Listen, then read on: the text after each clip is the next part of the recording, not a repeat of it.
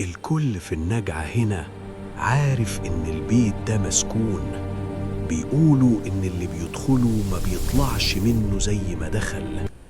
النهاردة هنحكي قصة بيت العتبية في قلب الصعيد الجواني، السر اللي فضل مدفون تحت الأرض سنين طويلة.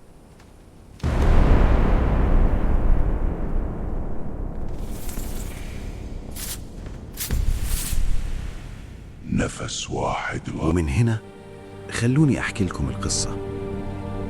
في قلب الصعيد في نجع بعيد كان في بيت قديم مبني بالطوب اللبن. البيت واقف لوحده بعيد عن باقي البيوت، حوالينه نخل يابس ميت كأنه بيحرس المكان. الناس في النجع كانوا بيقولوا عليه بيت العتبية. محدش كان يعدي جنبه بالليل، ولو عدى كان يسمع أصوات خبيط، أصوات خطوات، وأصوات حد بينادي باسمه. البيت ده كان بتاع جد منصور. جد منصور مات فيه من 30 سنة، ومن ساعتها البيت واقف معجور، محدش دخل فيه، محدش قرب منه. لكن منصور قرر يرجع، قرر يرمم البيت يسكن فيه، عشان هو ورثه من جده، ويمكن عشان في حاجة جواه بتجذبه للمكان من غير ما يعرف. أهل النجع حاولوا يمنعوه، قالوا له البيت ده مش ساكت، في حاجات مش بتنام. قالوا له جدك كان حارس حاجة تحت الأرض، مات من غير ما حد يعرف إيه هي، وإنت لو فتحت اللي كان سكنه مش هترجع. لكن منصور ما سمعش الكلام.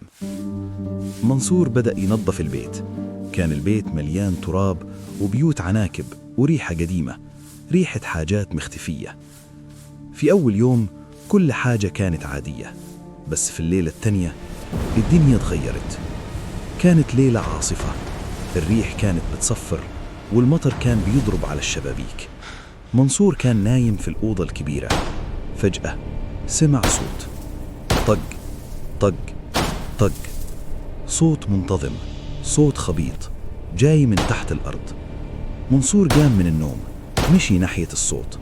الصوت كان جاي من أوضة الخزين، الأوضة الصغيرة اللي في آخر البيت، الأوضة اللي جده كان يكفلها دايما. دخل الأوضة، الأرضية طوب أحمر قديم. في نص الأوضة التراب كان متحرك كأن حد كان بيحفر من تحت. منصور حفر بإيده، لقى حلقة حديد كبيرة قديمة مصدية، شدها، الحلقة ما تحركتش. حس إن في حد مسكها من الناحية التانية. شد تاني، الحلقة فضلت سكنة، وفجأة الصوت وقف، الخبيط اختفى، وفي مكانه ريحة غريبة، ريحة بخور قديم، ريحة حلوة بس ريحة تخوف. الريحة كانت بتزيد، كانت بتخنق. منصور طلع من الأوضة، قفل الباب، وما نمش تاني الليلة. في اليوم اللي بعده منصور قرر يستعين بصديقه جابر. جابر كان صديق طفولته، وكان معروف إنه مش بيخاف من حاجة. اتفقوا إنهم ينزلوا تحت الأرض. فتحوا الحلقة الحديدية. النهاردة الحلقة كانت خفيفة، انفتحت بسهولة. تحتها سلم حجري ضيق بينزل في الضلمة. ريحة البخور كانت لسه موجودة، بس بقى فيها ريحة تانية، ريحة تراب مبلول، ريحة حاجة مدفونة زمان. نزلوا. السلم كان طويل، كل درجة كانت بتعمل صرير. كل ما ينزلوا الجو يبقى أبرد والريحة تبقى أقوى. وصلوا لآخر السلم، لقوا نفسهم في سرداب طويل، جدرانه من الحجر الرملي مكتوب عليها رسومات غريبة، مش فرعونية، مش هيروغليفية، رسومات بلون أحمر غامق، رسومات ناس راجعين وناس واقفين وناس مقطوعة رأسها. جابر قال أنا خايف. منصور قال هنكمل. مشيوا في السرداب، كان طويل جدا، وفي الآخر لقوا غرفة صغيرة. في نص الغرفة صندوق خشبي صغير مفتوح، جنبه هدوم طفل صغير، هدوم لسه جديدة كأنها اتنزعت من على طفل من شوية. منصور قرب من الصندوق، بص جواه، كان فاضي، بس في أرضية الصندوق كان في ورقة قديمة مكتوب عليها كلام مش فهمه. فجأة الكشاف بتاع جابر قطع، الضلمة، الصوت الوحيد كان صوت نفسهم. جابر قال بصوت واطي في حاجة لمست رجلي. منصور قال: مين فينا بيهزر؟ جابر: أنا مش بهزر. حاجة. صوت همس بلهجة صعيدية قديمة بيقول: ليه صحتوني؟ جابر صرخ. منصور جري ناحيته، لقى جابر واقف مكانه، بس رجله ما كانتش على الأرض، كان فيه إيد شحبة ماسكة في رجله من تحت. جابر سحب رجله بقوة، الإيد اختفت. جريوا ناحية السلم، بس السلم اختفى، في مكانه حيط. منصور بص حواليه، لقى نفسه في متاهة، ممرات كتير كلها شبه بعض. سمع صوت خطوات وراه، در بسرعة، مفيش حد. سمع صوت تاني، صوت حد بيمشي جنبه، در تاني. في آخر الممر كان واقف خيال راجل طويل جدا، لابس جلباب أسود، وشه مش باين، بس عيونه كانت بتلمع زي عيون القطط في الضلمة.